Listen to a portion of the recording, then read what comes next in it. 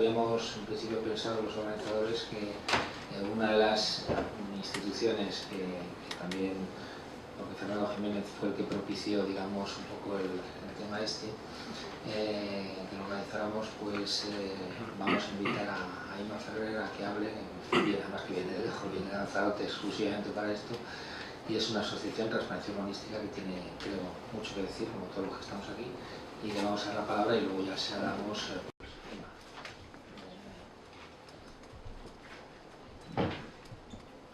Hola, ahora se me oye bien.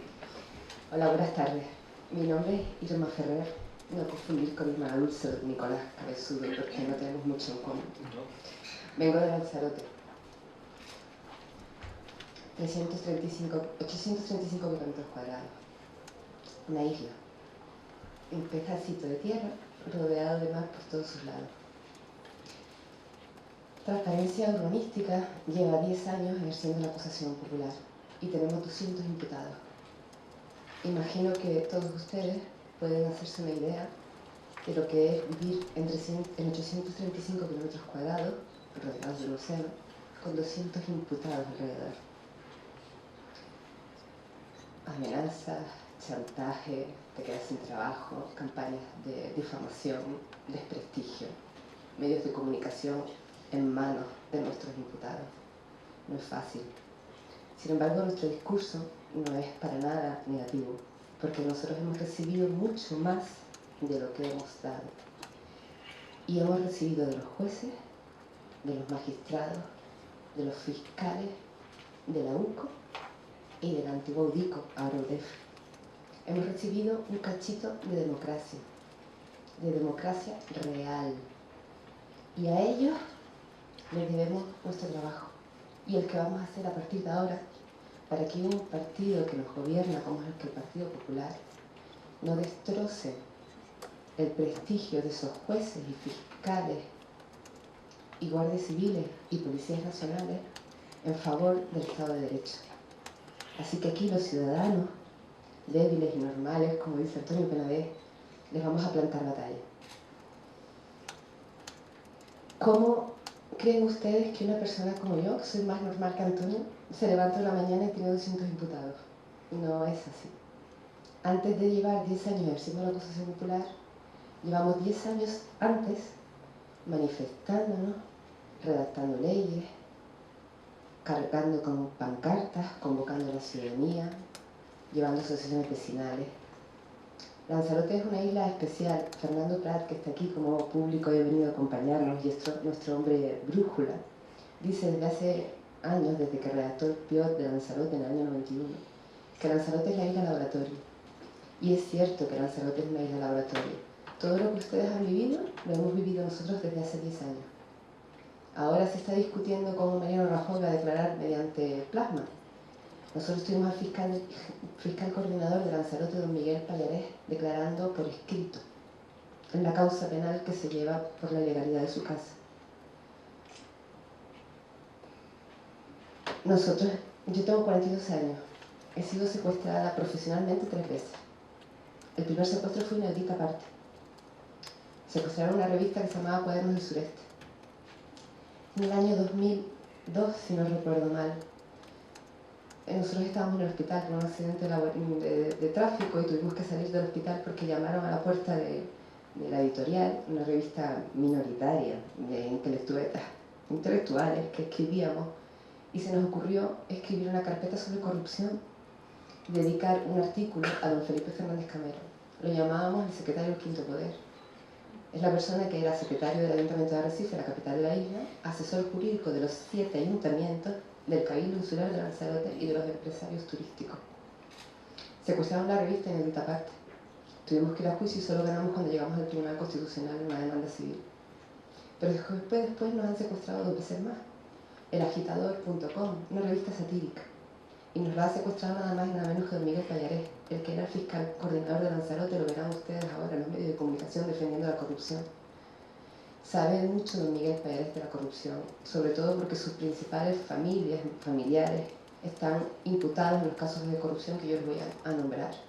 Tuvo la mala suerte don Miguel Pallarés que mientras era fiscal coordinador estos casos de corrupción no se conocieron cuando tuvo que irse de Lanzarote para viajar a Las Palmas.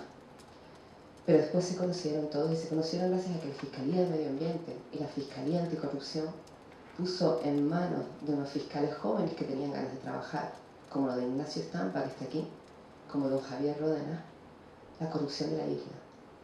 La corrupción a la que llegamos después de 10 años de elaborar proyectos legales, normativos, urbanísticos, que venían a reflejar la cultura del territorio de la isla, que no es la cultura de César Manrique, ni es la cultura de Irma Ferrer, ni es la cultura de transparencia urbanística. Es la cultura de una isla en donde se pasa hambre y sed. Vivimos en el desierto, somos una isla de volcán y no tenemos agua. De esa cultura de intentar adaptar la actividad humana al paisaje, no el paisaje a la actividad humana, nació el Plan Insular de Lanzarote elaborado por Fernando Prat, la moratoria en el año 2000. Y esa cultura se echó abajo, esos documentos aprobados por unanimidad, no solo de la clase política, sino de la sociedad, se tumbaron abajo porque 2 alcaldes incumplieron sistemáticamente la ley en una fiesta de corrupción criminal que ahora, en el año 2017, hemos conseguido obtener una sentencia que ahora mismo estos días coge firmeza, del caso Yate, en donde se refleja que desde el año 1998 hasta el año 2007, en que nosotros pusimos la denuncia, se cometieron delitos de prevaricación continuado, cohecho, malversación de fondos públicos y blanqueo de capitales. El caso Yate. Ustedes los casos que yo les conocerá no los conocen porque somos ultramar. La trinchera de ultramar, le digo yo a Antonio Penades, no interesa lo que ocurre en las islas. Pero el caso Yate es como el caso Malaya. Después del caso Yate, al que llegamos después de tener 27 sentencias contenciosas administrativas que declararan la nulidad administrativa de esas licencias hoteleras, esas licencias donde el señor Soria pasaba sus veranos y se fotografiaba todos los años, puertos deportivos ilegales, campos de golf ilegales, 27 hoteles ilegales. Después de tener esas 27 sentencias contenciosas administrativas nos paramos y dijimos, ¿y ahora qué hacemos? Hemos hecho nuestro trabajo. Estamos legitimados para estar aquí, nos hemos manifestado, hemos elaborado las leyes, hemos salido a la calle, hemos pedido camas cero, hemos hablado del territorio sostenible, del desarrollo sostenible, de la capacidad de carga de la isla. Hemos hablado de la cultura del territorio, hemos intentado que la economía se reparta por igual entre la sociedad, que disfrutemos todos de la fiesta de la isla. Y sin embargo, 2 alcaldes cogieron esa voluntad popular y en una fiesta de corrupción urbanística sin precedentes nos dejaron una isla arruinada. El ayuntamiento de Yase está arruinado. Los niños no tienen guardería. Los colegios son barracones. No tenemos tratamiento para el cáncer de colon. Tenemos que ir a operarnos a Las Palmas y volver por la noche en vuelos interinsulares. Tienes que ver a las personas sentadas en silla de ruedas con las cabezas tapadas porque en Lanzarote no se nos puede operar. Nos dejaron en la ruina. Eso sí, una planta hotelera ilegal de arriba abajo. Así que decidimos ir a la vía penal. Y de la vía penal acabamos con 200 imputados. Sales a comprar el pan y te encuentras imputado. Vas a comer en un restaurante y te encuentras imputado. Tu hija pequeña tiene una amiga que su padre está imputada. No es fácil llevar esto. Sin embargo, nosotros lo celebramos. Y además lo llevamos con mucha dignidad. Y además tenemos que decir que somos mejores personas. No solo somos mejores personas, sino que la sociedad de Lanzarote es mucho mejor.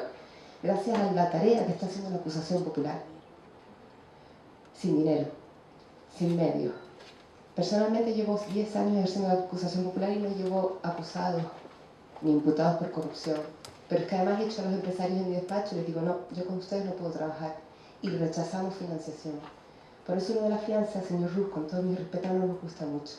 Porque el dinero y acusación popular parece que son 2 conceptos que se llevan mal. ¿A quién le vamos a pedir dinero? ¿A los partidos políticos? No. ¿A los empresarios? Tampoco. Necesitamos mantener nuestra independencia económica para poder actuar. No tenemos ningún imputado del Partido Popular, tenemos imputados de todos los demás partidos políticos. Pero no podemos pedir dinero a nadie. Somos nosotros los que tenemos que sostenernos, porque queremos ser independientes y libres y tomar nuestras propias decisiones solo en función del interés general. Después del caso Yate, vino el caso Unión y vino la UCO. Y la UCO nos dijo lo que era la democracia y lo que era el Estado de Derecho. Nosotros, que como dice el presidente y el vicepresidente de Transparencia Urbanística, corremos delante de los grises, Ahora estamos agradecidos a la Guardia Civil de que nos haya enseñado que es posible una democracia real. Y después del caso Unión vino el caso Stratus, después del caso Stratus vino el caso Costa Roja, después del caso Costa Roja vino el caso, ¿qué les digo?, Monte Carlo con Acción Cívica, que aterrizó en Lanzarote para nuestra gran alegría, y así hasta llegar a 200 imputados. Les puedo contar cosas divertidísimas, aunque no quiero alargarme el tiempo que Jesús me ha dado. Pero tenemos en Lanzarote a Jesús Gil, ¿se acuerdan de Jesús Gil y Gil? Se llama Dimas Martín. 7 condenas, le quedan 3. La última, la séptima, la cumplió inmediatamente en 3er grado, porque el juez de vigilancia penitenciaria cree que está rehabilitado. Y le quedan 3 por cumplir, 3 juicios por celebrar. Les puedo contar que en una legislatura, en 4 años, tuvimos 7 presidentes del Cabildo, uno de ellos gobernándonos desde la cárcel. Les puedo contar que Mariano Rajoy declarará por plasma, pero Miguel Payares declaró por escrito desde su casa. Les puedo contar que tenemos empresarios como, por ejemplo, el propietario de la bodega Stratus, que tiene el apart-hotel Fariones declarado ilegal, el hotel Princesa Yaiza declarado ilegal, el hotel Sombor declarado ilegal, el puerto deportivo Marina Rubicón declarado ilegal, la bodega Stratus, que tiene juicio el mes que viene, y el campo de golf de Tías declarado ilegal. Hemos sobrevivido porque antes de empezar con esto, el grupo de transparencia urbanística, que no somos abogados, especialistas en urbanismo y en medio ambiente, sino que gracias a Dios tenemos psicólogos y biólogos, nos pusieron encima de la mesa un libro fantástico que recomiendo a cualquier persona que quiera estudiar la acusación popular. Se llama El psicópata, de Vicente Garrido. Y gracias al perfil que refleja Vicente Garrido con el psicópata, hemos podido entender a quién tenemos enfrente. Y también porque hemos estudiado la evolución humana. Y los miembros de transparencia, cuando les decimos, ¿cómo es posible que pase esto? Algunos nos dicen, Irma, no te preocupes, que descendemos del mono. Descendemos del mono. Así que es inútil que el gobierno, este o cualquiera, pretenda limitarnos. Porque los ciudadanos, una vez que sabemos que formamos parte del Estado de Derecho, ya no queremos renunciar a perfeccionar esta democracia. Porque o esto o la ley del más fuerte. Y la ley del más fuerte no es desde luego un Estado de Derecho, ni es España formando parte de la Unión Europea. Una cosa les quiero contar para terminar. Nosotros estamos legitimados para ejercer la acusación popular. Pero no solo estamos legitimados, sino que es que además llevamos ya mucho tiempo en donde son los fiscales, los jueces, la Guardia Civil y la policía la que nos pide, por favor, que estemos en el procedimiento. Las que nos dicen, por favor, no podemos llegar más. Tienen ustedes que estar. Y por eso nos vamos a quedar aquí. Y por eso les vamos a plantar cara. Y por eso vamos a intentar que las acusaciones populares de este país se reúnan y se vean las caras, con su independencia, con su libertad, cada uno con su línea, pero que nos veamos las caras, porque tenemos que hacer fuerza y unión. Porque lo que tenemos enfrente es muy grande. Nosotros hemos tenido ya a Arnaldo Cubilla, hemos tenido ya a magistrados del Consejo General del Poder Judicial y del Tribunal Supremo informando a los empresarios de la corrupción. No vamos a por pena, ni siquiera vamos a por las personas, no vamos a por los partidos políticos. Vamos a porque el relato de lo que ha ocurrido en la isla se cuenta en sentencias judiciales, porque tenemos derecho a que la verdad jurídica sea conocida, porque solo conociendo lo que nos ha ocurrido tenemos alguna perspectiva de futuro. Si no, le vuelvo a decir, don Nicolás Cabezudo, esta es la ley de la selva. En este momento tenemos 2 acusaciones populares, Transparencia Urbanística y la Asociación de Juristas Jiménez de Azúa por la defensa de la legalidad y las garantías del procedimiento. La Asociación Jacón se han personado cuando los procedimientos ya están terminados. Han recurrido los autos de penal, han recurrido los autos de juicio oral, se han personado en los procedimientos de Juez Alba. Y usted habla de inseguridad jurídica, yo le digo para mí, ¿qué es la inseguridad jurídica? Para mí la inseguridad jurídica es tener al magistrado Alba dictando sentencia cuando lleva un año con un expediente en el Consejo General del Poder Judicial que se le tiene que notificar en el Boletín Oficial del Estado porque no lo localiza. Eso es para mí inseguridad jurídica. Para mí inseguridad jurídica es que haya fiscales que nos pidan ayuda, que haya jueces que nos pidan ayuda, porque somos el eslabón más débil. Entre la mafia y la judicatura solo estamos nosotros. Y si ustedes impiden que nos asociemos y nos organicemos y dependemos del dinero, van a conseguir que entre la mafia y ustedes no haya nadie. No nos pueden poner como escudo. Así el sistema no funciona. Muchísimas gracias.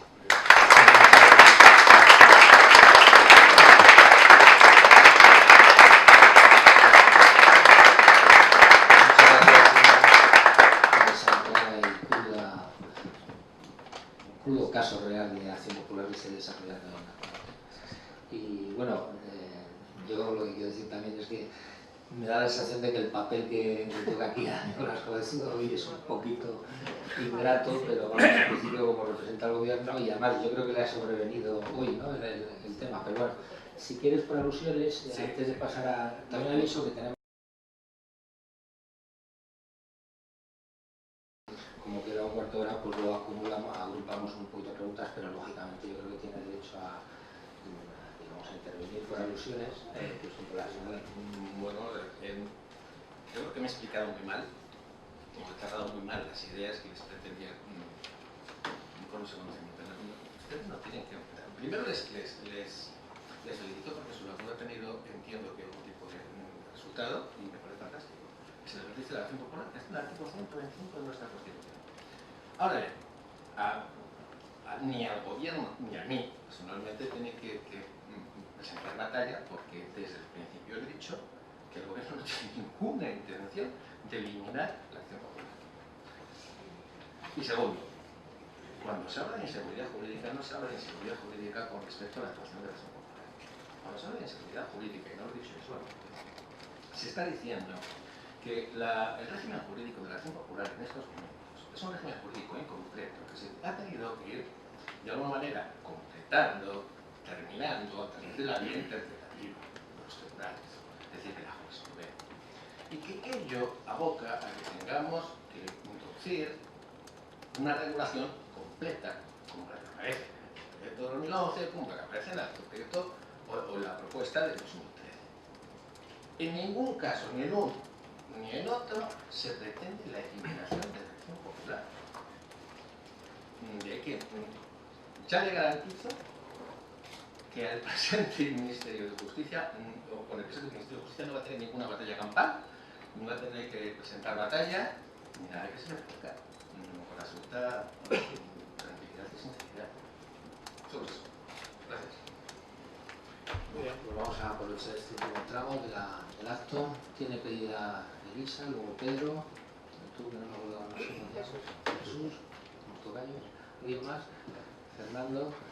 Ya con esas cuatro de momento vamos bien servidos. Si pueden ser las preguntas muy breves y a quién se las hacéis, en fin. ¿Vale? Sería, pues, a ver si... Adelante, Elisa. Sí, gracias.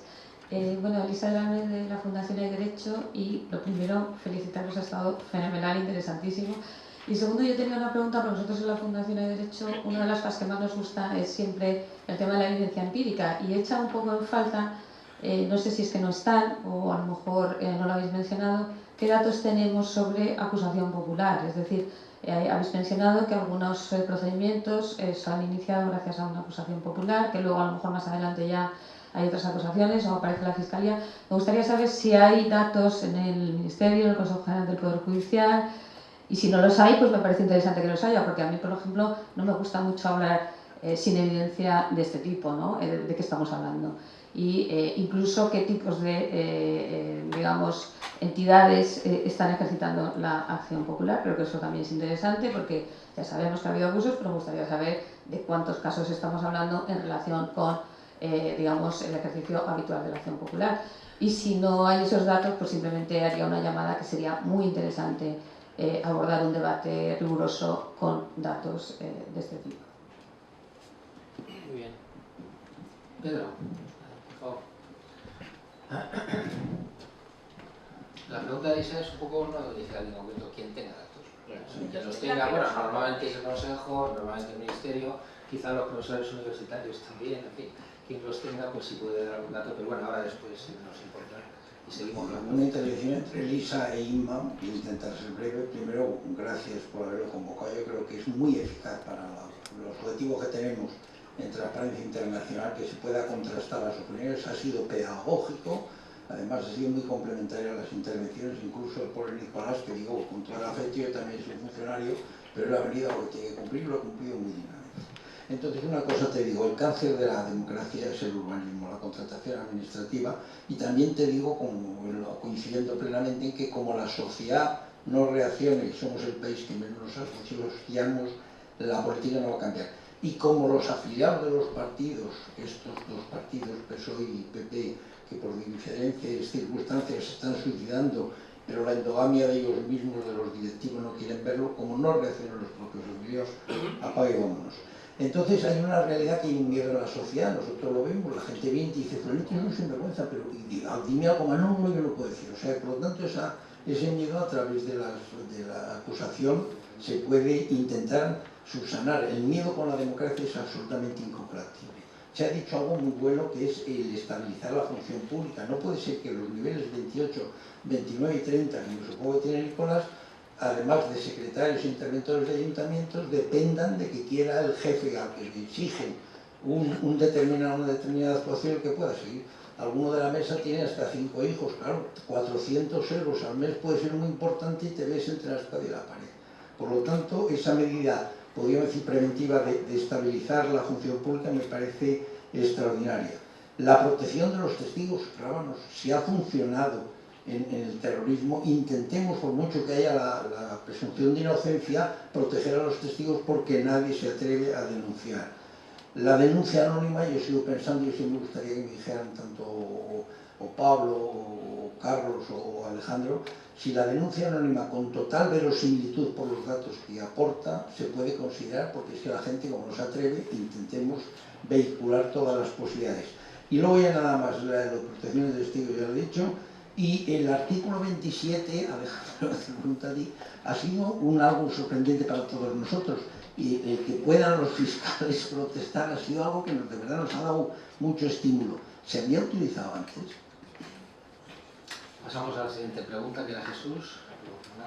Hablando de miedo, mientras que se pasa el micrófono, protección de denunciantes, tenemos aquí a Zara Peralta, que también es una denunciante anónima, sufrida denunciante anónima. Hemos hecho una entrevista en la Revista Internacional de Transparencia e Integridad. A lo mejor ella nos podría decir algo, pero bueno, a lo mejor no ha venido aquí ni tampoco es cuestión de aclarar las razones. Vamos, es un ejemplo también empírico, vamos a decir así, evidente, de lo que puede ocurrir cuando se denuncia, se saca pecho para denunciar alguna cosa que está mal hecha. Adelante, Jesús. Bien, muchas gracias. Soy Jesús López Medel, abogado del Estado, y amigo ya de las dos personas primeras que han intervenido, ¿no? Yo quisiera hacer una reflexión desde esa óptica de servidor público, y defensor de un Estado social y democrático de derecho que va quebrándose, aunque teóricamente está formulando una cosa. Se insiste, y yo coincidí, tuve la oportunidad, y fue muy correcto, una oportunidad en una ocasión de coincidir también junto con Pablo Ruf, con Nicolás Cabezudo, hablando sobre el tema de indultos en otro foro, en el que era el ICADE, pero sobre el tema que hoy se trata, él ha insistido muy mucho de que no se quiere suprimir la acción pública. Lo ha dicho por activa, por pasiva, lo ha repetido. Popular, ¿no? Perdón, la acción popular. Yo comprendo su posición, soy funcionario, alto funcionario, como tú, ¿no? Pero en todo caso sí que me hubiera gustado también escuchar la voz política. Esto es un tema político, es un tema de una decisión de calado político. ¿Cuál es el modelo, es decir, de acción en materia penal, ¿no? Y la cuestión es que, aun cuando se diga que no se pretende eliminar, yo lo siento, pero es que eso ha calado hace tiempo en la comunidad, no solo jurídica, sino también en la comunidad social, está calando esa idea de que existe esa pretensión. El intento de desviarlo hacia el anteproyecto del año 2011 de otro gobierno, no lo sé, a mí me queda aquello lejanísimo. Yo me acerco a etapas más actuales, ¿no? Pero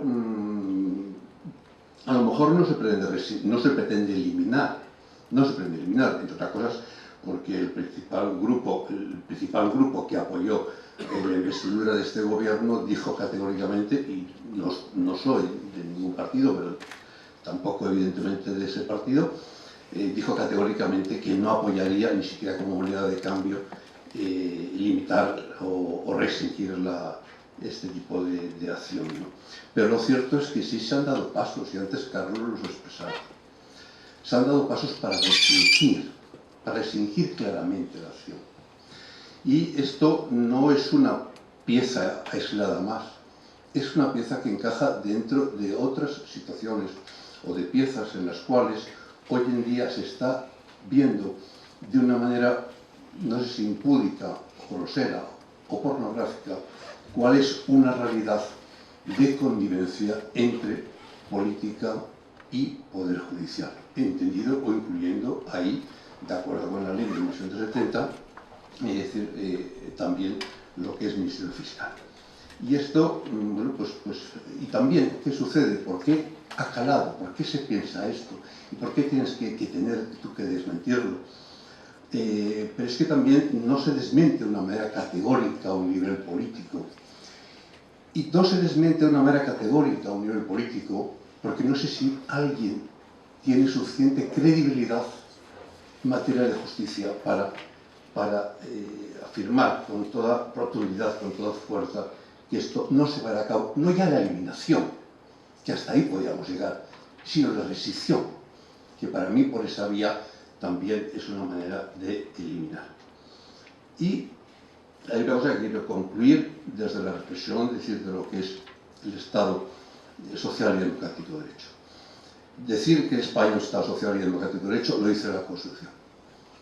Pero cuando la retórica se convierte en algo puramente de relato, cuando de esa retórica la realidad no es la más cercana a eso, sino por contra, la más lejana, es que algo no se está haciendo bien.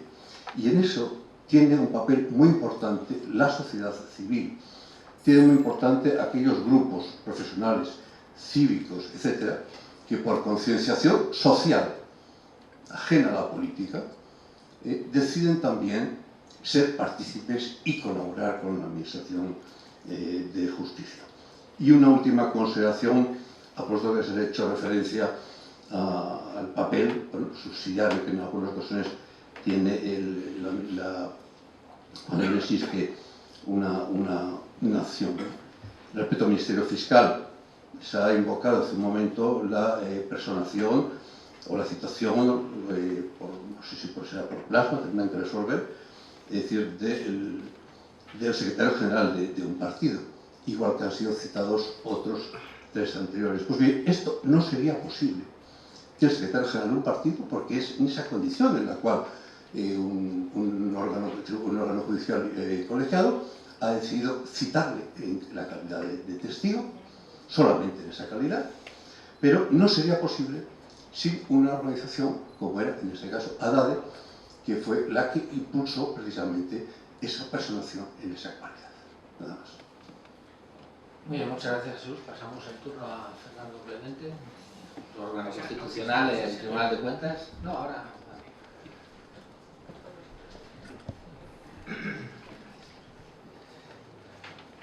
Lo primero, felicitar a Transparencia y a los intervinientes por el acto. Y en segundo lugar, la pregunta, que es a todo lo que pueda contestarla, es una pregunta sencilla. ¿Tendremos en esta legislatura una ley de protección del denunciante? Gracias. Muy bien, pues yo creo que en principio vamos a pasar ya a las respuestas. Yo creo que el que, digamos, tenga información o quiera contestar, porque las respuestas han sido quizá, siguiendo el mismo turno de lo que hemos hecho, pues Pablo, si alguna de las cosas quieres contestar o el tema de... Bueno, por no consumir mucho tiempo, agradecer todas las intervenciones, especialmente la primera me ha resultado especialmente estimulante, en el sentido de reconocer el trabajo que nos has expuesto, que entiendo que sería para estar comentando mucho más tiempo del que has logrado condensar, pero compartir, pues, como no puede ser de otra manera, en esa conciencia ciudadana, la felicitación porque gente y personas como vosotros existáis y además el territorio están necesitados seguramente de esa acción o de esa implicación especialmente activa en la lucha o en la investigación de asuntos vinculados a corrupción. Si quieres luego hablamos ya más de lo de la fianza o cuestiones particulares. Por ir a alguna de las intervenciones en las que yo pueda aportar algo, pues es cierto, Elisa, que a mí también me gusta hablar de evidencia empírica y agradezco para decirte que me alegra mucho verte aquí. Y me pasa y me ocurre a menudo en datos que podría tener fácilmente el Consejo del Poder Judicial o con la colaboración del Ministerio a través de los letrados de Administración de Justicia, y que yo conozca no existen datos vinculados a la acción popular, no sé si en el Ministerio los tendrán, pero desde luego sería muy interesante porque efectivamente ese mal que a veces vemos a partir de 2 o 3 casos que tienen con la opinión pública, considerar que se hace un mal uso o un uso abusivo de la acusación popular, si lo comparamos en números globales, pues podemos tener un ínfimo mal uso y en cambio muchos réditos de hasta dónde hemos avanzado en procedimientos con impulso, con lo cual yo animo también a recabar esos datos. Y por rescatar algunas de las ideas que se han expuesto, y además al hilo de la intervención de uno de los ponentes de la mesa, Carlos Castresana, que también ha dado una clave que me parece especialmente significativo. Comparto con Jesús esa idea de que está calando que la acusación popular, al igual que otras instituciones con mucha raigambre en el proceso penal, ante la falta de un consenso para reformar, hacer una reforma global de la ley de enjuiciamiento criminal y tener una legislación pues, más acorde, ya sabemos todos que se han ido parcheando, y al hilo de esos parcheos, efectivamente, a mi juicio, se ha ido privilegiando deliberadamente un protagonismo del Ministerio Fiscal y se ha ido restringiendo ese protagonismo a otras partes en el procedimiento desde el punto de vista de la acusación, muy específicamente a la acusación popular. Como se han mencionado aquí ya varias, simplemente recoger alguna otra, que no se nos escapen porque creo que también van en la misma línea. Mencionaba Carlos la reforma de los plazos de instrucción, donde se privilegia la posición del fiscal y no la de la acusación popular, que no tiene esa capacidad de pedirle al juez más tiempo para seguir investigando, ya eso solo depende del fiscal. Se hablaba también de esa incidencia de las medidas de investigación telemática. Yo añadiría alguna más. He mencionado, y vuelvo a insistir sobre ella, porque si en algún, y de esto sí que soy testigo directo, si en una materia ha tenido especial protagonismo la acusación popular, se ha hecho una acusación popular la mayor parte de las veces con toda la seriedad y profesionalidad, y se ha alcanzado un pronunciamiento condenatorio del cual España, eso sí que es marca España, presume internacionalmente, es en materia de justicia universal. Y el 26.4 de la Ley de Ordenamiento del Poder Judicial limita la intervención desde el año 2014 únicamente a querella del agraviado del Ministerio Fiscal. En la reforma de la Ley de Enjuiciamiento Criminal de 2015, la de 41-2015, no solo se introdujeron los famosos plazos de instrucción, se modificó, como conocéis todos, el artículo 17, es un artículo fundamental porque habla de esto también de si las causas deben ser investigadas de forma conexa o de forma separada, en piezas o en modalidades de investigación a través de piezas separadas.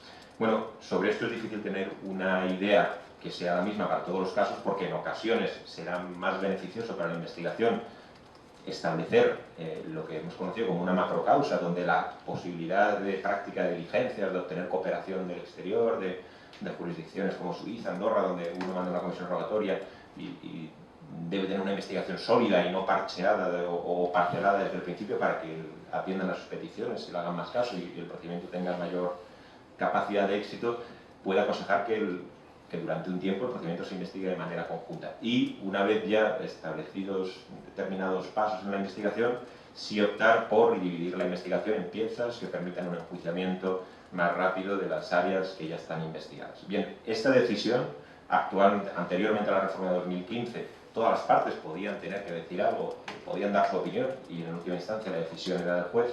A partir de la reforma de 2015 se privilegia nuevamente la posición del Ministerio Fiscal, que es quien tiene la llave a partir de ahora para, en última instancia, decidir si la investigación se va a llevar de forma conexa o de forma separada. Yo soy partidario en general de la división en piezas cuando se ha hecho una instrucción suficientemente avanzada y se pueden juzgar determinadas áreas de la investigación con carácter prioritario. De lo que yo ya no soy tan partidario es de que el resto de las partes no tengan nada que decir al respecto y de que el único que tenga finalmente la llave y la decisión última en cuanto a la decisión de si las causas se investigan de forma conexa o en piezas sea el Ministerio Fiscal y no, por ejemplo, poder atender o escuchar lo que tenga que decir la acusación popular. Y una última reforma en este sentido, que yo creo que es el motivo de que esta idea vaya calando y que tampoco es menor. Si no me equivoco, la Ley 23/2014 es la que regula los instrumentos de reconocimiento mutuo de la Unión Europea y dentro de esta ley uno de ellos les sonará, es la Orden Europea de Detención y Entrega.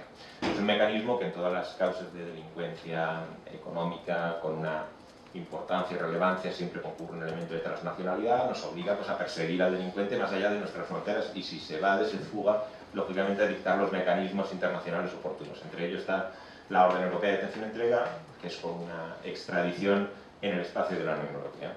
Bien, pues esta modificación del año 2014, creo que son los artículos 36 y siguientes, nuevamente limita al Ministerio Fiscal la capacidad de instar del juez que esa orden de extradición para perseguir, imaginemos a nuestro delincuente corrupto, solo pueda darla al Ministerio Fiscal. Es verdad que aquí pocas fricciones se adivinan, pero de nuevo se limita esa posibilidad de instar ese ejercicio de la acción penal más allá de nuestras fronteras a una parte que puede ser tan importante como la acusación popular. Y a mi juicio es una restricción que tampoco tiene mucho sentido porque en nuestra regulación procesal penal la prisión, que es una medida la más gravosa para la situación personal, puede ser instada por cualquier parte del proceso, no solo por el Ministerio Fiscal. Bueno, pues simplemente apunto estas modificaciones que a mi juicio sí comparten una misma dirección, que es privilegiar cada vez más la posición del fiscal, seguramente preparando una futura, ya veremos si se produce, atribución de la instrucción o de la investigación al fiscal, y paralelamente ir restringiendo más la capacidad de actuación de la acusación popular en el proceso.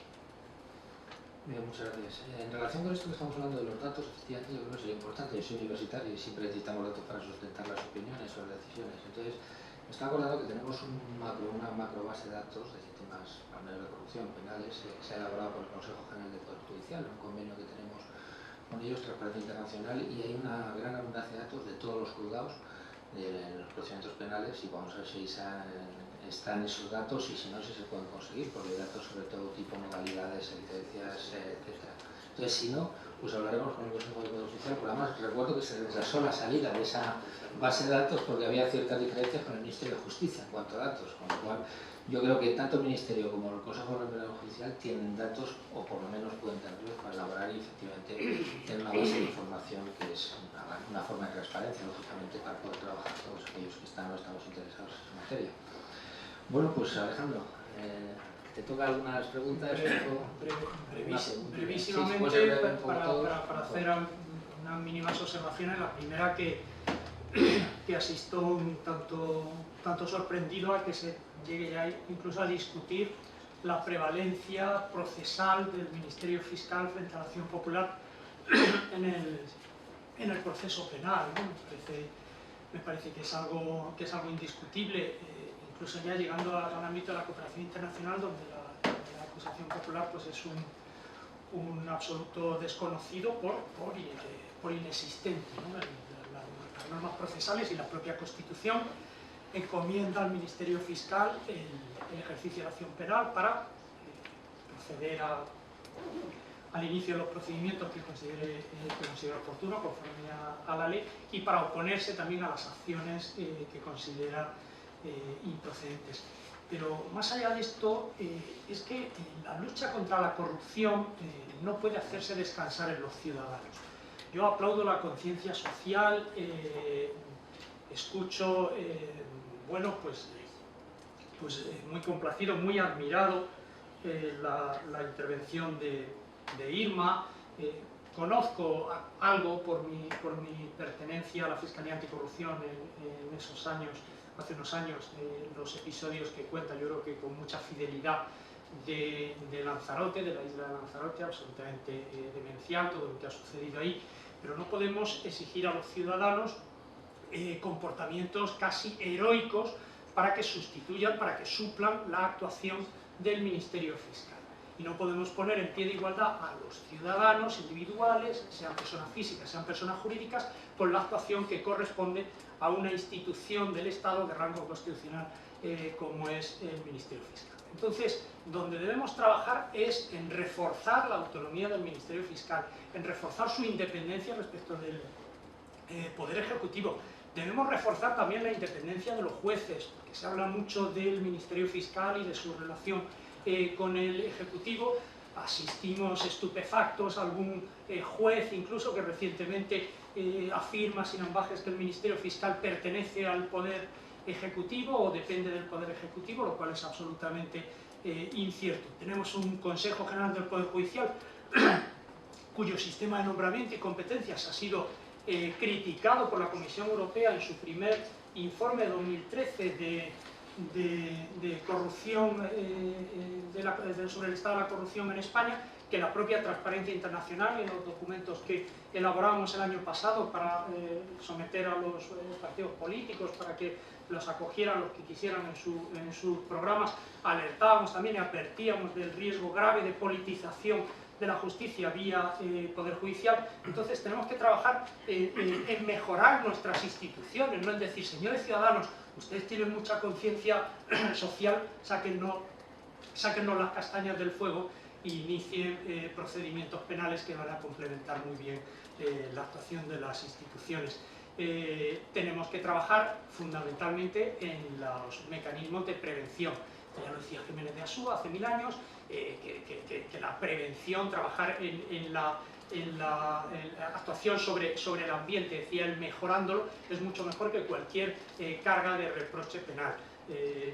Comentabas tú antes del candado, ¿no?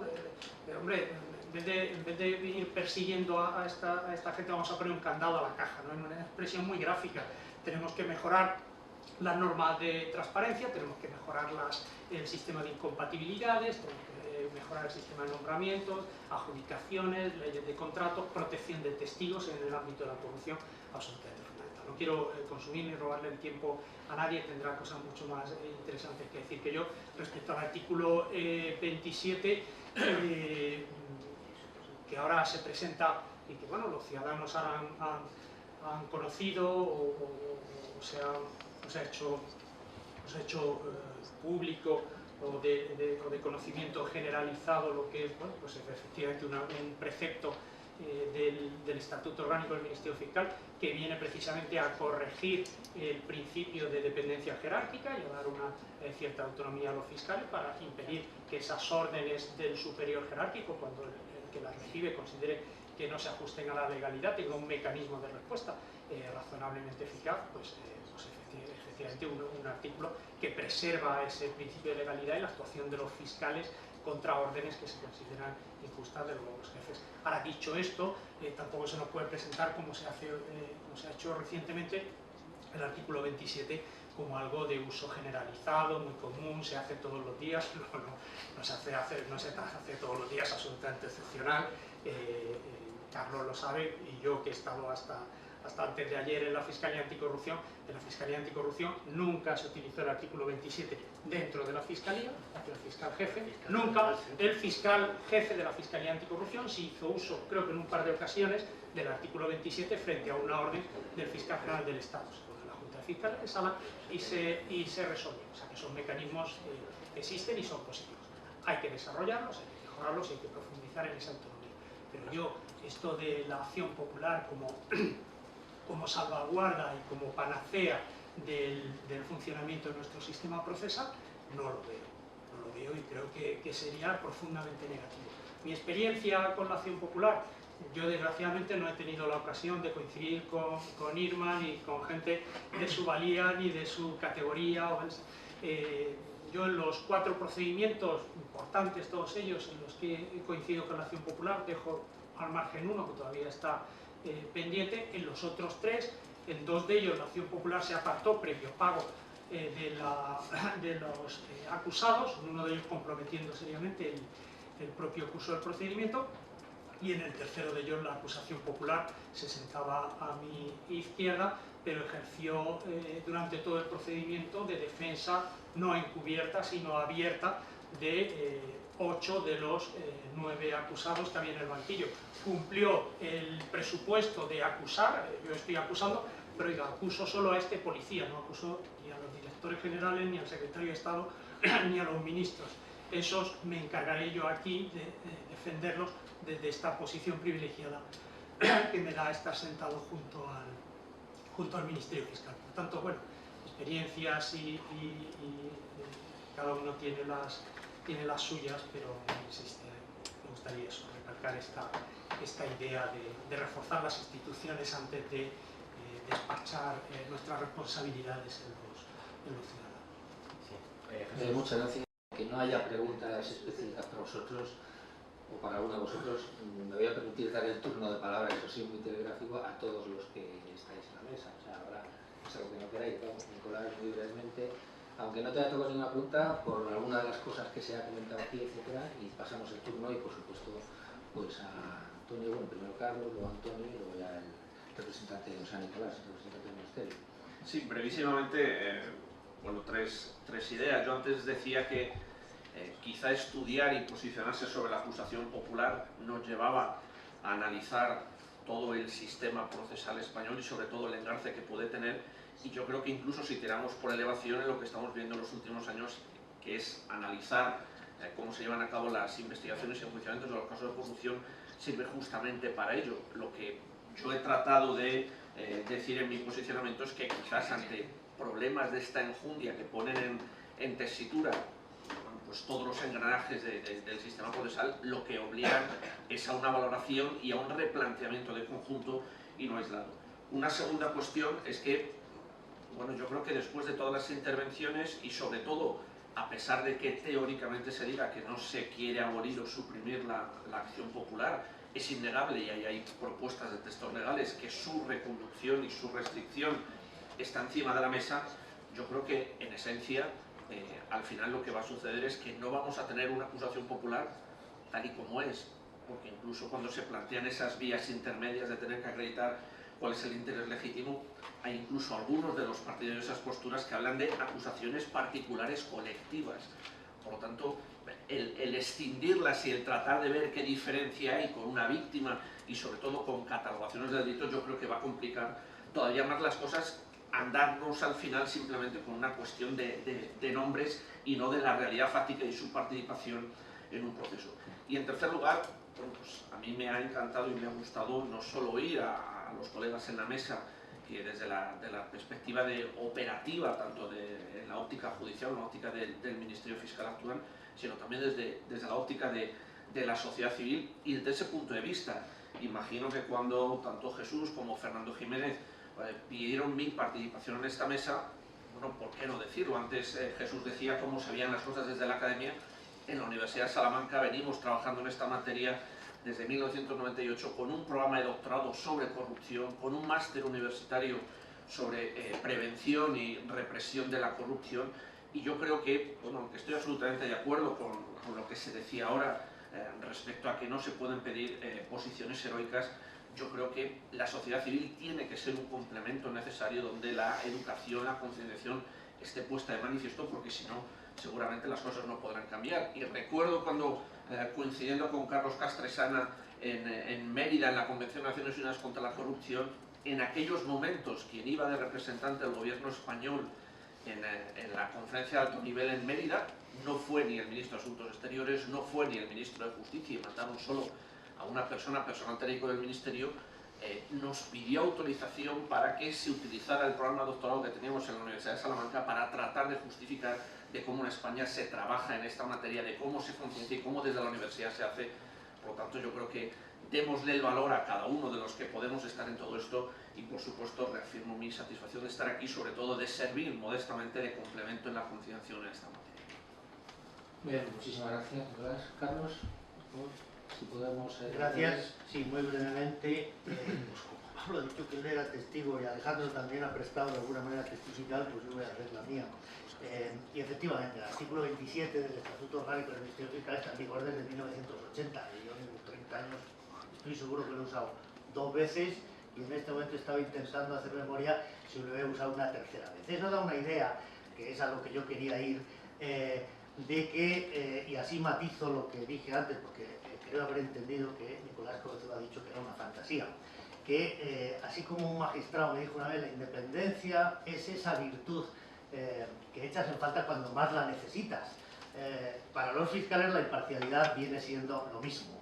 Yo he estado en centenares de procedimientos de homicidio, de violación, de robo con violencia, de robo con fuerza. Nunca he necesitado la imparcialidad ni ejercer el artículo 27, pues porque es una carrera de profesionales, la mayor parte de los cuales hacen su trabajo con integridad, y hay algunas ovejas negras, como en cualquier rebaño, y normalmente jamás recibes instrucciones que no sean por la discusión jurídica que te dice tu jefe, esa acusación está mal hecha, cámbiala, o a este señor no tiene suficientes pruebas, mejor pide el sobreseimiento. Es decir, la discrepancia jurídica.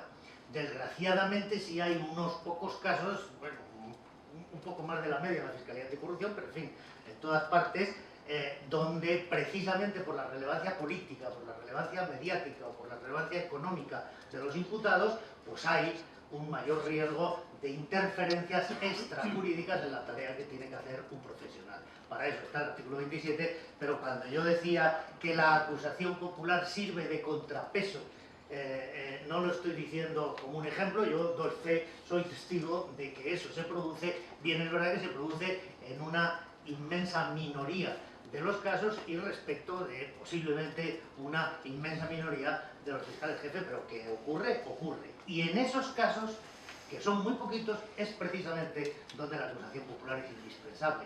Podemos buscar esos datos, pero yo estoy seguro que estadísticamente los datos cuantitativos no nos van a dar mucha luz, los cualitativos sí, porque yo el otro día hice en la oficina el ejercicio memorístico de todos los grandes casos contra el medio ambiente. Por supuesto, todos los casos de la jurisdicción universal y todos los casos muy relevantes de la corrupción, y en todos había acciones populares que posiblemente no fueron críticos para la dirección que finalmente tomó el proceso, pero sí para que el Ministerio Fiscal tomase la que legalmente tenía que tomar, defendiendo el interés público y la legalidad, que es lo que la Constitución quiere que haga. De manera que la presencia de la acción popular en la mayor parte de los casos es más preventiva que ejecutiva, porque basta su presencia para que no sea necesaria su actividad, porque dejan de llover las presiones sobre el fiscal o sobre el magistrado, que de eso no hemos hablado, pero efectivamente tampoco está el Consejo General del Poder Judicial para tirar cohetes. Dicho lo cual, yo me remito otra vez al mensaje de Antonio y al mensaje de Irma, que yo creo que es en definitiva la lección.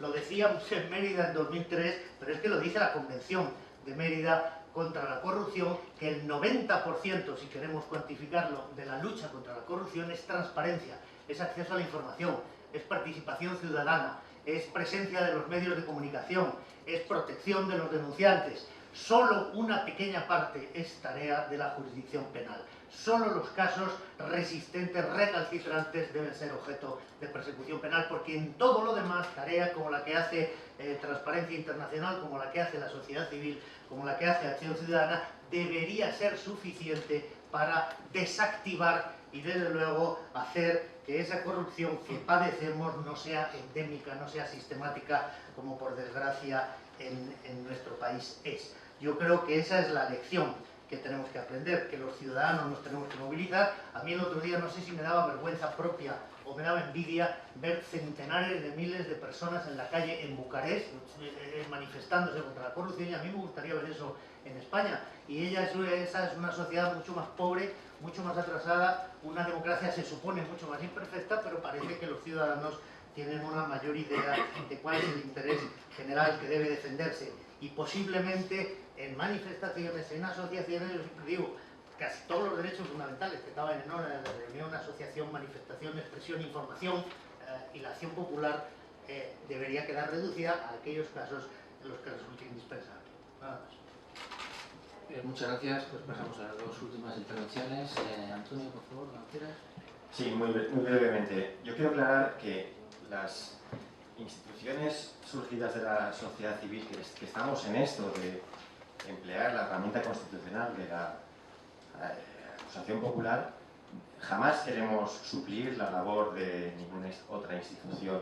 Lo que queremos es coadyuvar a la justicia, lo que queremos es complementar el trabajo principalmente de la Fiscalía, de las Fiscalías y de la Fiscalía Anticorrupción. Es una herramienta fundamental con que contamos los que desde la sociedad civil estamos combatiendo, intentando combatir la corrupción e intentando tener una sociedad más sana. Si desde el gobierno se nos intenta arrebatar esta herramienta, deberemos plantar cara, deberemos con todo el respeto divulgar este enfrentamiento en el que estamos y decir la situación en la que nos encontramos. Porque quizás aquí no estamos en la situación de Rumanía, Quizás los humanos aún tienen una mayor capacidad de asombro y por lo tanto una mayor capacidad de reacción.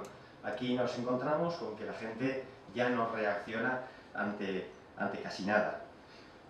Y además, precisamente por el ejercicio de la acusación popular, pues bueno, a instituciones, asociaciones como Transparencia Urbanística o como Acción Cívica, pues a partir de esa acción es cuando tenemos autoridad para adentrarnos en otros ámbitos, como es la divulgación, como es las conversaciones o como es intentar poner ese famoso candado. Y en ese sentido, en Valencia estamos a punto de culminar el proceso legislativo para la creación de una agencia anticorrupción valenciana, una agencia anticorrupción que no quieren los partidos políticos, y hay un candidato que es Joan Llinares, y estamos en ese último trámite legislativo para que sea él, Joan Llinares, el director de esa agencia anticorrupción, porque no hay otro candidato.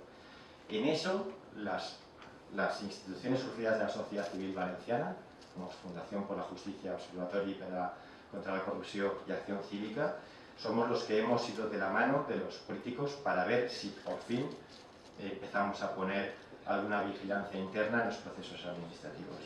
Muchas gracias. Muchas gracias, Antonio. Pasamos a la última intervención, a Nicolás Cabezudo. Me permito recordar que más o menos todas las preguntas han sido contestadas, menos una, que yo creo que te corresponde a ti, que es la de Fernando Clemente sobre la ley de protección de denunciantes. Que ya sí, pero desconozco la tramitación, si está haciendo un tipo de tramitación, no sé si hay algún proyecto preparado o en preparación sobre la materia. Directamente no conozco este método. Yo sí, realmente... Está debatiéndose, perdón, ya en el Parlamento, como sabéis. Estaba, pero no sé por la ley de ciudadanos, etc., y está metido todo eso, y ese dato puedo introducirme ya aquí entre el tema, pero vamos, adelante, Nicolás. En cuanto a esto, sí, coincido con lo que se ha dicho antes, y que hay que adelantar la prevención, hay que adelantar la actuación del Estado a la fase de prevención, probablemente de cualquier tipo de conducta que comporte corrupción. No sé cuál sería el mecanismo. Sí que sigo manteniendo que la acción popular reviste una utilidad clara y evidente. Sostengo que no se va a limitar. Discrepo en algunos casos, por ejemplo, una interpretación que hemos dicho, o que se ha dicho en la mesa, relativo a la posibilidad de que las partes no puedan instar la prórroga en la expresión. Sí, puede instar la prórroga extraordinaria en la expresión, excepcional. Como bien saben, hay asuntos sencillos, asuntos complejos. Los asuntos complejos son prorrogables y sencillos y complejos son prorrogables a instancia tanto del Ministerio Fiscal como de las partes con carácter excepcional y sin límite de plazo. Eso es lo que establece el artículo 124 de la ley constitucional. Por aclarar el malentendido con Carlos. Cuando hablaba de fantasía, no estaba hablando de fantasía en el sentido de que no pudiera ocurrir. Sí que puede ocurrir que exista presiones externas a la tarea del Ministerio Fiscal, por supuesto, y del juez, y de cualquier funcionario, y de un particular, de su trabajo. Por supuesto que puede ocurrir, no es una cosa que no puede ocurrir. Lo que estaba refiriendo exclusivamente es que, en términos generales, no es normal que ocurre. Desde luego hay que estar en los procedimientos como es el artículo 27 para cuando se entienda que la instrucción recibida pues, es contraria a la finalidad. Pero bueno, me estaba utilizando la palabra fantasía en el sentido de poco hay, muy poco. Y por parte nada más. Siento que no les haya podido convencer de que no se va a recortar la acción popular, pero ya eso ya es una cuestión que me da la impresión que a partir de 5 minutos van a tener que resolver ustedes. Yo ya no puedo colaborar más. Muchas gracias. Bueno, pues llegados a este punto, agradecer mucho. Yo creo que Transparencia Nacional lo que ha tratado aquí es de dar una información a los ciudadanos, a la sociedad, sobre lo que es la visión plural que hemos tenido la suerte de tener aquí sobre la acción popular, que es una forma de transparencia. Yo creo que lo que se trataba es dar luz. Hemos tenido muchas y muy variadas luces, muy valiosas luces, por los intervinientes, por las personas del público. Y nada, muchas gracias Pablo, muchas gracias Alejandro, muchas gracias Nicolás, muchas gracias Carlos, muchas gracias Antonio, muchas gracias Nicolás por estas fenomenales intervenciones, y espero que haya sido útil en ese acervo de conocimientos que vamos entre todos a acumulando en estos temas tan importantes como este. Así que muchísimas gracias a todos por estar aquí y hasta la próxima. Gracias.